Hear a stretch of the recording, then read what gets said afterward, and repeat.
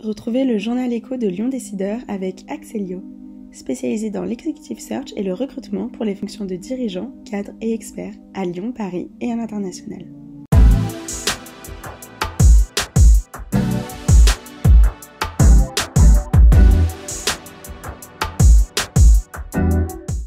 Bonjour et bienvenue dans le journal écho de Lyon Décideur au forum Lyon Pôle Bourse. Nous accueillons Alexis Janin, le directeur régional d'Euronext. Bonjour. Bonjour. Euronext, donc période compliquée pour la bourse en ce moment depuis quelques semaines et quelques mois. Effectivement, même on pourrait dire depuis la fin du troisième trimestre de l'année passée, les bourses mondiales sont chahutées sous le signe d'un environnement macroéconomique qui serait énormément tendu, avec une inflation très forte et une remontée des taux concomitante qui laisse les investisseurs un peu interrogatifs sur la suite des événements dans le monde. Et puis si on parle plus spécifiquement de l'Europe, on sait que depuis le début de l'année il y a une accumulation de nouvelles assez négatives, à la fois sur la macroéconomie mais aussi bien entendu sur la géopolitique et l'accès à l'énergie, qui a tendance à tendre légèrement effectivement la perception des investisseurs. Alors si on focalise maintenant sur cette grande région Auvergne-Rhône-Alpes, on a eu une très belle année 2021 avec beaucoup d'introductions en bourse. Là aussi le flux des introductions s'est arrêté au premier semestre, fin du premier semestre. On en a encore eu quelques-unes au premier semestre 2022. Alors effectivement, à date, on est plus ou moins sur un marché mondial en recul de 50% du nombre d'introductions en bourse. Et c'est le cas sur la France, puisqu'on est à 8 à la fin du premier semestre contre 15 l'année passée. Et avec globalement des plus petites opérations, puisqu'on a l'absence relative de grandes capitalisations qui sont arrivées sur nos marchés. À mettre en avant effectivement toujours un intérêt assez fort des investisseurs pour les nouveaux secteurs type clean tech. Et d'ailleurs celles qui sont introduites en bourse, notamment sur la région depuis 18 mois, continuent à apporter des performances très positives. On peut citer Afiren, Waga Energy ou encore HRS qui tirent très clairement leur épingle du jeu sur un marché pourtant chahuté. Et d'autres où les résultats, alors les performances boursières, j'ai envie de dire, sont un peu plus décevantes. Globalement, on est rentré dans ce qu'on appelle un bear market, donc un marché globalement baissier qui aujourd'hui réagit assez peu aux bonnes nouvelles microéconomiques. Donc je vous confirme que si on parle purement de performance boursière, aujourd'hui l'ensemble des indices européens sont globalement à moins 25%, quasiment moins 30% aux États-Unis. Donc oui. Dans ce contexte-là, je vous confirme que beaucoup de gens sont en baisse, en dépit pour un certain nombre d'entre eux, pourtant, de résultats historiquement records. Voilà, sachant qu'il y avait encore beaucoup comme on dit, d'introduction dans le pipe.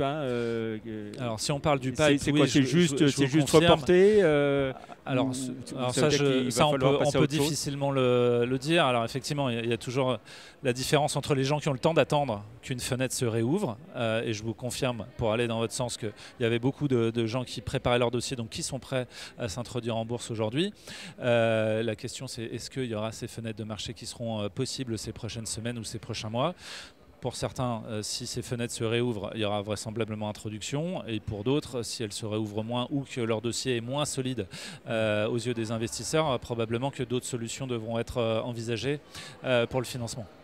Et alors ça veut dire qu'elles se tournent vers quoi? Des solutions de private equity Alors le monde n'est pas forcément plus clément et plus simple en ce moment dans le monde du private equity.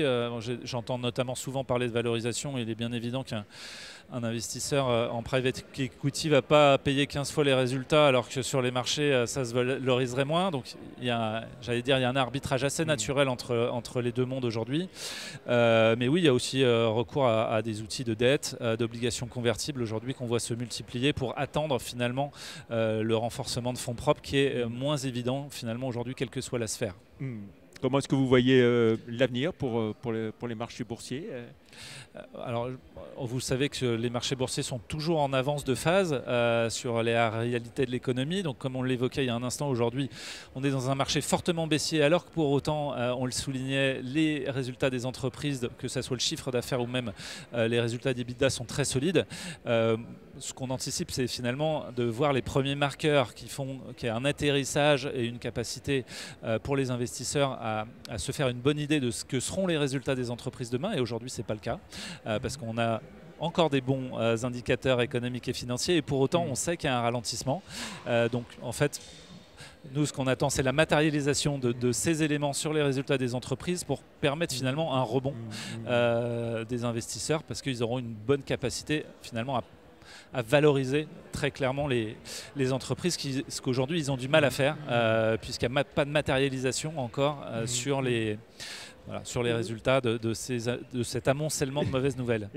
Le fameux dicton acheter au son du canon, vendre au son du violon reste d'actualité pour vous? Oui, tout à fait. D'ailleurs, un bon exemple de ça, comme je l'indiquais tout à l'heure à certains dirigeants, et vous savez sans doute qu'il y a une déclaration obligatoire des dirigeants lorsqu'ils achètent ou qu'ils vendent le capital de leur société à l'autorité des marchés financiers. On voit déjà depuis plusieurs semaines qu'il y a un renforcement continu et non négligeable d'un certain nombre de dirigeants à leur capital, alors qu'il y en a très peu qui vendent, ce qui est vraisemblablement un signe de relution et de confiance en l'avenir finalement, et du fait qu'on est sans doute dans une période où les actifs sont assez peu chers. Est-ce que ça peut être aussi je rachète pour mieux revendre globalement et sortir de la bourse? Alors c'est pas vraiment les mouvements tactiques qui sont opérés en général par les dirigeants, ou en tout cas dans ce cas-là ils donnent lieu à des mouvements beaucoup plus massifs. Non, là très clairement c'est des gens qui utilisent bien l'outil boursier pour savoir se reluer et racheter à moindre coût quand ça baisse, et puis éventuellement trouver de la liquidité de leur patrimoine dans quelques années ou dans quelques semestres quand ça ira mieux. Un mot sur Euronext en tant que tel, hein. Vous avez bien consolidé vos positions, on en avait parlé les précédentes fois, hein. Maintenant avec le renfort de l'Italie. Tout à fait, on est toujours dans le fait d'intégrer l'Italie, qui est entre guillemets un très gros morceau, hein. C'est la troisième économie européenne, une des bourses principales de l'Europe qu'on a intégrée. Donc on est encore en train de travailler sur ces synergies, mais globalement Euronext s'est jamais aussi bien porté en termes de chiffre d'affaires et de rentabilité des opérations. Donc voilà, c'est très très satisfaisant sur le développement du groupe, et qui reste ouvert aux opportunités autres qui pourraient exister dans sa chaîne de valeur, à la fois sur d'autres bourses et puis sur plus de verticalité. Et puis vous êtes présent fidèlement au forum Lyon-Pôle Bourse. Oui, on est ravis parce que c'est une édition qui accueille un nombre record de sociétés cette année, avec 38 sociétés présentes, de la small cap à la large cap, avec du coup un très fort soutien et support à la fois côté société et côté investisseurs de ce forum. Donc c'est extrêmement positif, on en est ravis. Le climat, tel que vous l'avez perçu ce matin? C'est un climat qui est positif. Moi, ce que j'aime à dire, c'est que c'est extrêmement important dans ces périodes où c'est moins facile de rester au contact des investisseurs, de continuer le dialogue, de continuer à déployer cette stratégie indépendamment, j'allais dire, des contextes de marché. C'est ce que font très bien les dirigeants, qui sont tous plus ou moins extrêmement positifs sur les contacts qu'ils peuvent avoir et les retours qu'ils peuvent avoir des investisseurs qui viennent les voir. Très bien. Merci beaucoup Alexis Janin d'avoir été notre invité dans le journal éco de Lyon Décideur. Merci de votre accueil. Au revoir.